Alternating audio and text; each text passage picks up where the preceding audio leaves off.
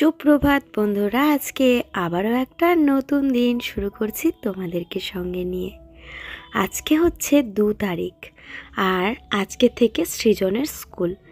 তো তাই সকাল সকাল উঠে পড়েছি। আর এখন আর কি বেলকানি দিয়েই দিনটা শুরু হয়, কেন কি রোদের যে একটা ওঠার আভা, সেটা এত ভালো লাগে। আমাকে দেখো, সোয়েটার পরতেই লাগেনি। সত্যি কথা বলতে ঠান্ডাটা বিশাল পড়েছে, কিন্তু আমি না এই সোয়েটার পরে কোনো কাজকর্ম সেভাবে করতে পারি না।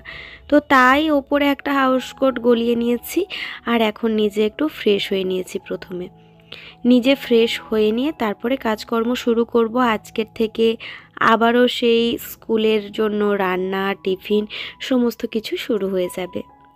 যাই হয়ে যাক না কেন, সকালে উঠে যদি 1 কাপ ভালো করে চা না খাই, তাহলে যেন মনই ভরে না। ওরা এখন বাবা ছেলে দুজনেই ওঠেনি, তাই আমি ভাবলাম আমার জন্য একটুখানি দুধ চা বানিয়ে নিই। তো এই যে চা বসিয়ে দিয়েছি, আর কি বলো না, এদিকে ভাতটাও কিন্তু আমি বসিয়ে দেব। তবে আগে চাটা খেয়ে নিয়ে তারপর আর কি।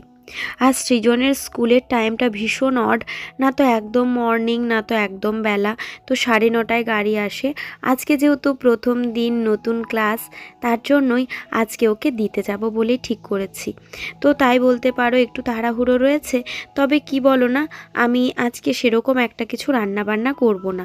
ওই শুধুমাত্র ও বলেছে যে টিফিনে নিয়ে যাবে কি, সেটাই আর কি রান্না করব। আর ভাত তরকারি হালকার মধ্যেই আর কি রাখবো।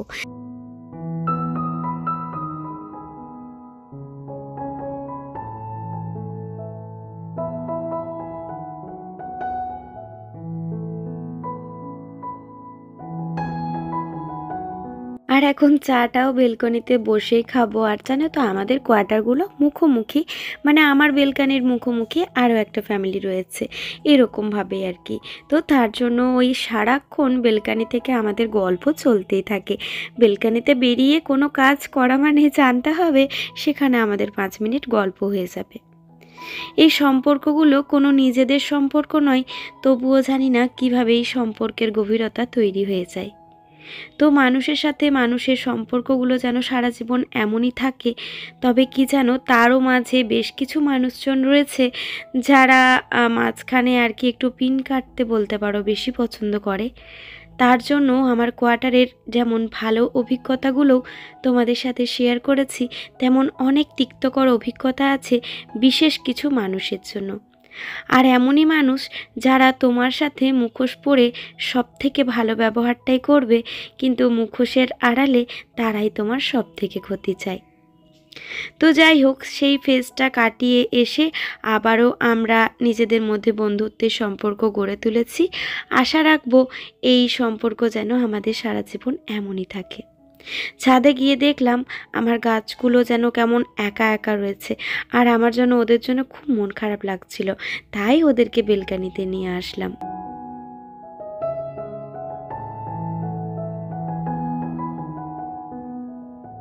আসলে কি জানো তো, যত বয়স বাড়ছে, দিন বাড়ছে, বছর বাড়ছে, তো ততই আমাদের অভিজ্ঞতাও যেন অনেকটাই বেড়ে উঠছে।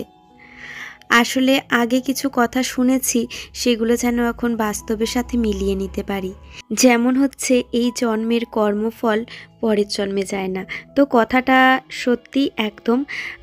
যে তোমার সাথে অকারণে খারাপ ব্যবহার করবে, তোমায় অকারণে দোষারোপ প্রমাণ করার চেষ্টা করবে, বা কখনো হয়তো তুমি বিনা দোষেই দোষী হয়ে যাবে, আর মাথা নত করে সেখান থেকে ফিরে আসতে হবে। কিন্তু শুধুমাত্র সময়ের অপেক্ষা। যা আমি এখন বুঝতে পারছি, যে তোমাকে আজকে ছোট করছে বিনা কারণে, তাকেও একদিন ঠিক সেই জায়গায় পৌঁছাতে হবে, এবং সেটা বিনা কারণে নয়, যথেষ্ট প্রমাণ সাপেক্ষ। তো যাই হোক, এরকমই কিছু ঘটনার শিকার আমিও হয়েছিলাম। আর বছর ঘুরতে না ঘুরতেই একই বছরে প্রমাণ হাতে নাতে।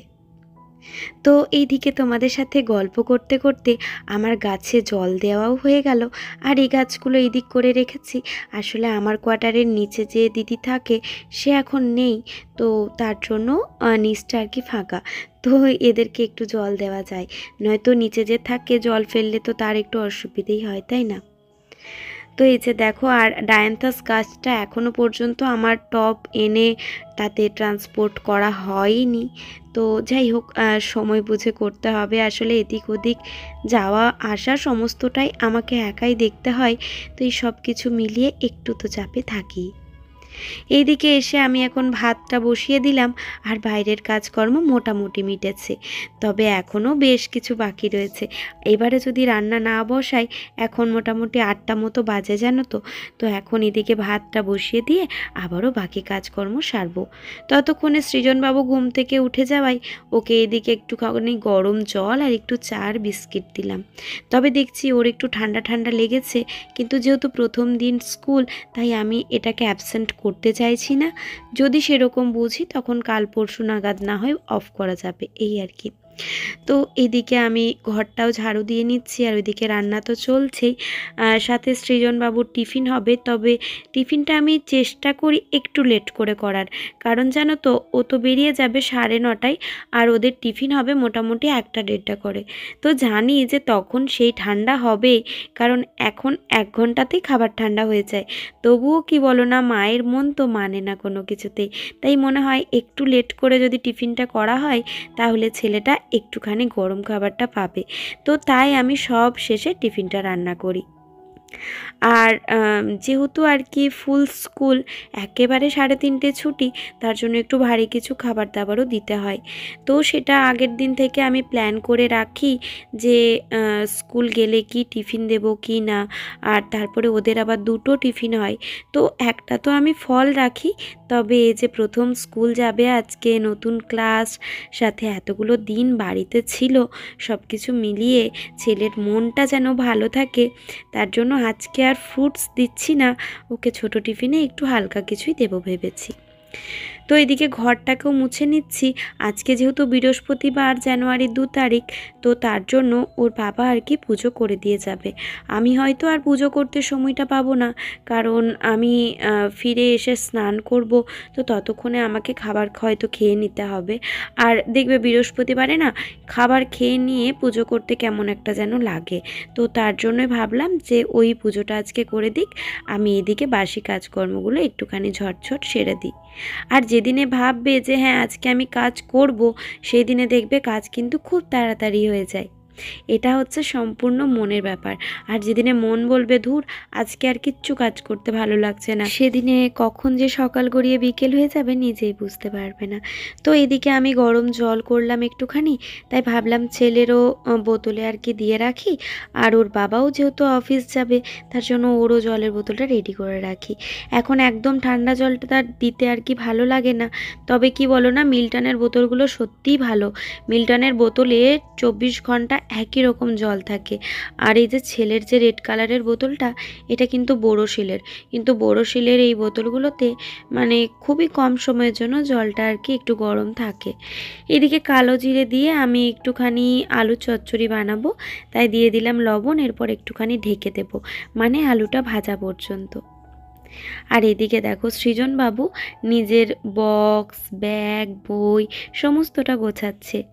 আর কি বলো না, এটা খুব ভালো জিনিস। নিজের বইপত্র নিজে গোছানোর আগে শান্তি মনে হয় কিছুতেই নেই। তবে ওর রুটিনটা আমাকে একটুখানি ব্যবস্থা করে দিতে হবে, কারণ প্রতিদিন আর কি ওই ডায়েরি দেখে রুটিন ব্যাগ গোছানো, এটা ওর পক্ষে একটুখানি চাপের ব্যাপার। নতুন শার্পনার, নতুন ইরেজার, সাথে নতুন পেন্সিলস, সাথে নতুন বুকস, কপিস, আর ব্যাগটাও নতুন। তো এই সব কিছু মিলে সৃজন খুব খুশি, আর নিজের ব্যাগ নিজেই গোছাবে। এদিকে বইপত্রগুলো রেডি করে দেওয়া হয়েছে, এখন শুধুমাত্র ব্যাগে ভরে নেওয়ার অপেক্ষা। তো চলো আমি রান্নাঘরে যাই। আর এদিকে আলুটা প্রায়ই ভাজা হয়ে এসেছে, এখন এর মধ্যে শুধুমাত্র মশলা অ্যাড করতে হবে। আলু চচ্চড়িতে কোনো মশলাই লাগে না, একটুখানি হলুদের গুঁড়ো আর অল্প একটু করে জিরের গুঁড়ো, সাথে দিলাম হাফ টমেটো, কয়েকটা মটরশুঁটি। মটরশুঁটি বাড়িতে ছিলই না, তাই আর কি কম পরিমাণেই দেওয়া হয়েছে। যাই হোক, ওর বাবার আর ওর দুজনেরই হয়ে যাবে। আর আজকে দুজনকে ভেবেছি একই টিফিনই দেবো আর কি। তো এইদিকে এটা ভাজা হতেই আমি অল্প একটু করে জল দিয়ে এটাকে এখন ঢেকে দেবো। আর চলো ততক্ষণে আমি লুচিগুলো ঝটাপট করে বেলে নিই। একেবারে বেলে নিয়ে তারপরে ছাঁকবো।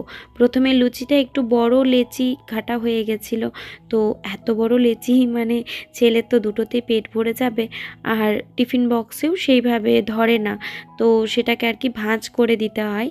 তার জন্য ভাবলাম যে লেচিগুলোকে ছোট ছোট করে দিই, তাহলে এরকম পুচকে পুচকে লুচি হবে আর টিফিন বক্সে কিন্তু অনায়াসে ধরে যাবে। আমি গুনে গুনে ওর জন্য লুচি করব, সাথে আমিও আজকে ব্রেকফাস্টে একটুখানি চা লুচি খেয়ে যাব, তাহলে আমারও পেটটা ভর্তি থাকবে। আসলে আমরা ভেবেছিলাম যে আজকের দিনটা সবাই বসবো, মানে মায়েরা মিলে মনস্থির করেছিলাম, কিন্তু জানো তো তারপরে ভেবে দেখলাম যে বসে থেকে বেকার, কোনো লাভই হবে না, কারণ ছেলে তো ক্লাসরুমের মধ্যেই থাকবে, আর নতুন ক্লাস হলেই বা, তো তার জন্য আর বসার কোনো বালাই রাখিনি, ওকে পৌঁছিয়ে দিয়ে বাড়ি চলে আসবো। তাই বাকি কাজকর্ম আবার ফিরে না হয় সারা যাবে। আর এখন মোটামুটি 9টা মতো বেঁচে গেছে, ওইদিকে সৃজনকে খাওয়াতেও হবে, আর ততক্ষণে ঝটপট করে এদিকে লুচিটা আমি ভেজে নিই। আর কি বলো না, ওর বাবাও আজকে আর কি খেয়েই যাবে আর কি অফিস, মানে একেবারে খেয়ে বেরিয়ে যাবে এসে আমাকে নামিয়ে দিয়ে, তো আর ওর খেতে সময় হবে না, কারণ ওদেরও এখন অফিস টাইম বাঁধা করে দিয়েছে, 11টার মধ্যে অফিস ঢুকতে হবে। আগে যেরকম আর কি ছেলেকে স্কুলে পৌঁছিয়ে দিয়ে এসে নিজে রেডি হয়ে 12টায় গেলেও অসুবিধা ছিল না, এখন আর সেরকমটা নেই, তো তার জন্যই আর কি একসাথে দুজনকে রেডি করা। তো আজকে যেহেতু রান্নার সেরকম কোনো ব্যাপার ছিল না, তাই আর কি একটু বেঁচে গেছি বলতে পারো। তো দু একদিন এরকম শর্টকাট কিন্তু করা যেতেই পারে, আমাদেরও একটু পরিশ্রমটা কম হয়, আর সাথে গরম গরম এরকম হালকা হালকা খাবার খেতেও কিন্তু ভালো লাগে। তো এদিকে মাছটা ভাজা বসিয়ে দিয়ে আমি এদিকে টিফিনটাকে রেডি করে দিচ্ছি। বড় টিফিনে থাকছে আলুর চচ্চড়ির লুচি, আর সৃজন এটা টেস্ট করেও দেখে নিয়েছে, ওর খুব পছন্দ হয়েছে আলুর চচ্চড়িটা। আমি জিজ্ঞাসা করলাম যে ছোট ছোট লুচি তাহলে কটা দেব, তো বলেছে যে মা 4টে দাও। আর কি বলো না, আজকে একটু টেনশনে আছে, রোল নাম্বারটা আজকে বলবে, বা মানে কত দূর কী হয়েছে আর কি সব কিছুরই। তারপরে হচ্ছে অনেক দিন পর বন্ধুদের সাথেও দেখা হবে, সব কিছু মিলে আনন্দ তো ওর রয়েছে অনেকটাই।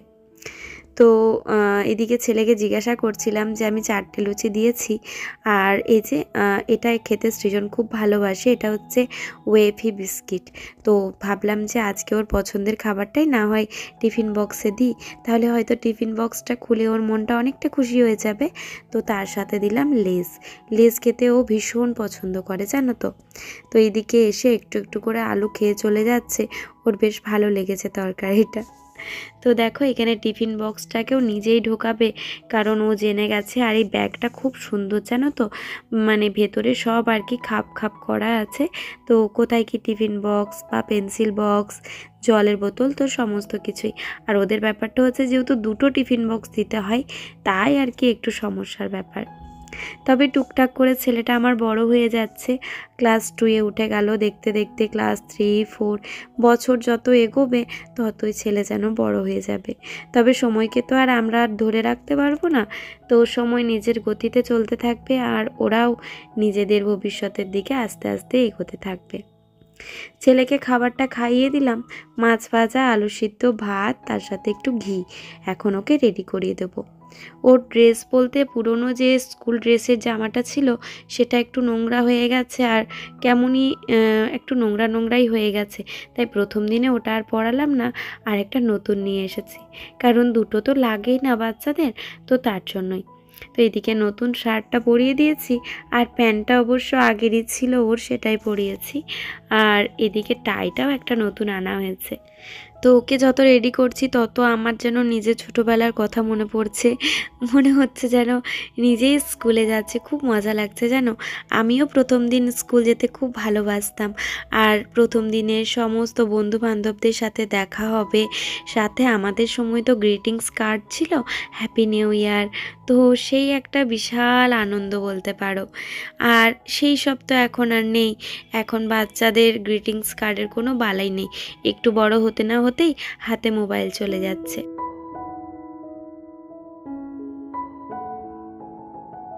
ফিরে এসে যেটুকুনি কাজ বাকি ছিল সেইটুকুনি সেরে নিচ্ছি, আর এদিকে আর কি কাপড় জামাগুলো কালকে কাচা হয়েছিল, তো সেইগুলোকে এখানেই মেলেছিলাম।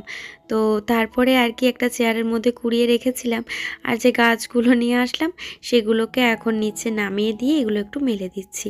কি করবে বলো, আমার এইটুকুনি জায়গায় রোদ, তাই আমাকে একটুখানি কষ্ট করতে হয়। তবে তাই বলে কি আর আমি ঘরটা সাজাবো না?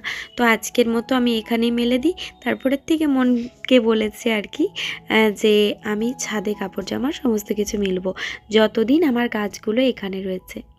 আজকে আমার ভয়েস দিতে সত্যি খুব কষ্ট হচ্ছে, গলায় যেন একটা টান দিচ্ছে, মানে ভয়েসটা ঠিকঠাক বেরোতে চাইছে না, এরকম একটা ব্যাপার।